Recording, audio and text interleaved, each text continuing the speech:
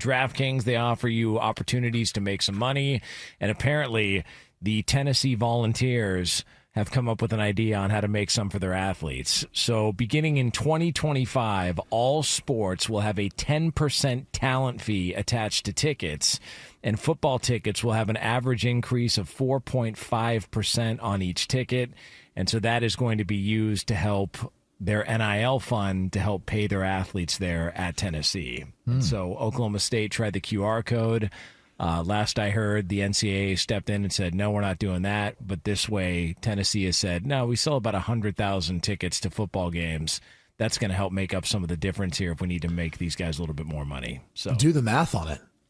So let's say, for example, and I sent you guys a breakdown of just an estimate. Let's say the average ticket price is $50. Okay. You be bringing in $5 million in revenue per game with a 100,000 seat stadium. So you start doing the math on this and you're like, all right, adding 10% to that. All right. That's $500,000 every home game. Let's say they have 7 home games. That's $3.5 million. Additionally, now they can spend on student athletes. This will be a model that will be replicated by every single school. And when we talk about parity or the lack thereof in college football, this is one example of that. Look at, for example, Tennessee Stadium, Michigan Stadium, Penn State Stadium, Ohio State Stadium, as compared to everyone else. You know, all those stadiums I just mentioned, over 100,000 seats. So there's going to be a huge gap between just even the ticket revenue, which there always has been, but now the ability to take a portion of that ticket revenue and devote it towards student athletes. All those schools now could have a significant, a 20, 30%, 40% advantage every single game of taking the ticket revenue and 10% of that and devoting it towards student athletes. That's huge in the grand scheme of maybe being able to get your star quarterback like Nico Iamaleava. There's a bunch of other, other ways this could go. And I do believe this is going to be deemed, legal, and they're going to be able to do this. So look, Tennessee has been at the forefront of NIL for a long period of time. Their program has done it as well as anyone. That's one of the reasons why I personally believe they might be the top team in the country, if not top 2, 3. But everyone else will look to replicate this. It is brilliant, and it is one of the ways with the House and NCAA settlement that is still coming to a conclusion. Once that's finalized, this is the sort of thing you're going to see a lot of schools do. I like it. I think it makes sense. I like it. I met with those people too, the NIL people. I guess there's different levels of it, but I mean, the more I would say, the more the schools are allotted opportunities, I guess clear lanes, so to speak, as to what their involvement can be in creating new ways of generating, cash for the athletes within the NIL space. I mean, this is one of those ones where you say that's kind of, you look at it as a no-brainer. I mean, ticket prices generally go up anyway, right? So, I mean, if you take it up a couple percentage points to be able to support the athletes, then it almost in a way it says, listen, we're going to put those fees in the tickets, and now that experience that you're paying for, you're actually really truly investing in improving the product that you're going to come represent and come support when you come to the game. So I think it has a lot of positives to it, where it doesn't make you feel like the usual, where people are just always begging for money. Like, I think that's the one thing that has really, really made fans like very just fatigued about the whole NIL situation, is just the amount of begging that is being done to try to get them to, squeeze the fan for more money. This is it's interesting, but I think this is pretty creative, and I think that, I don't find it to be egregious or find it to be kind of offensive that would be a part of it.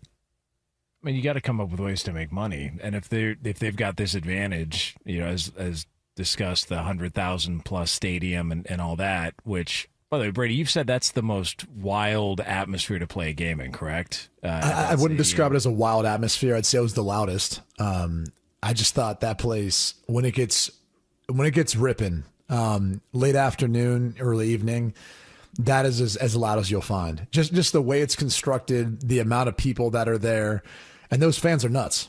Tennessee Volunteers fans, and you know it, like, you are nuts. You're crazy about football. I distinctly remember, that was one of my top schools. That was like my top 4. Tennessee was in there. Phil Fulmer was the head coach at the time, and they had a lot of things rolling. And I'd gone down there for a visit, and my mom came with me. I was there with another running back who was from the Columbus area. His mother was with us as well. And I remember we went in for an academic meeting, and my mom started asking questions about where's the business school ranked, and my friend's mom started asking questions about that as well, and there weren't many answers. It was like almost like, we're not really sure. He's like, the dorms are over here. They're right across from the football facility. That's where they'll stay. And it didn't seem like it was prioritized quite as much. And my mom's like, yep, nope, not coming here. You're not coming here. Immediately before I could even have any say whatsoever in the matter, I was just trying to cross it off the list. But that place was all about ball. And I'm glad to see they're getting back to that now. They got a big one this week, but it's that program's been building up through the NIL era. This iteration of Tennessee has been a kind of a leader, if you will, in the college football, in the college sports, space. That was one of Madman's final schools too. Brady and I bet Still on shocked. it. Still shocked. I really liked Tennessee, and I liked the coaching staff, man. Yeah, man. I tell you, you don't really realize how many phenomenal, not just really good players. They've had a ton of phenomenal football players come through that program, man. Oh yeah, a ton, a flunk of them. So.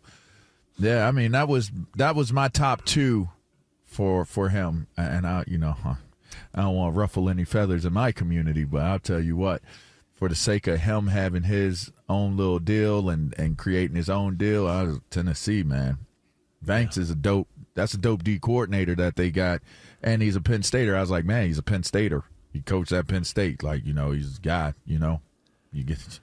Like I said, I was still a little bit surprised. Yeah, that was my pick. I was still a little surprised. No disrespect to the alma mater and all that. Not taken.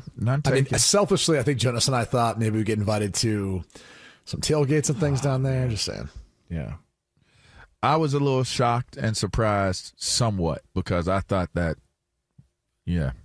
but he is LaVar Arrington II going to Penn State. Yeah. It's in a show.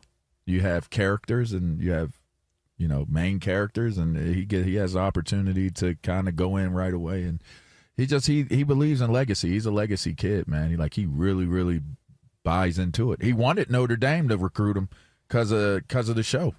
You should hit a Marcus, man. I don't get involved, man. Oh, I put a stop to that. Yeah, is that what it was? I don't know. But he's obviously aware of who you are and has watched your film at length. And talks about you, and I was like, well, what do you think? He was like, well, they're not recruiting me. I was like, well, hey. That would have been pretty cool though. That's their mistake, then, man. Yeah, that's the ultimate reality. That's their mistake. It just, it is what it is. By the way, Tennessee's playing Alabama in a couple weeks. You excited? You want to go? Well, no. They have a graduate in Knoxville, too. Yeah, they do. Yeah. So actually, October 19th, so a couple of home games from now, they're playing Alabama. The lowest ticket price is $474 for that game. And if they're going to increase the price on their tickets next year, this is going to make them a grip of money for those home games. They're so good for them. I still wish the QR code was allowed.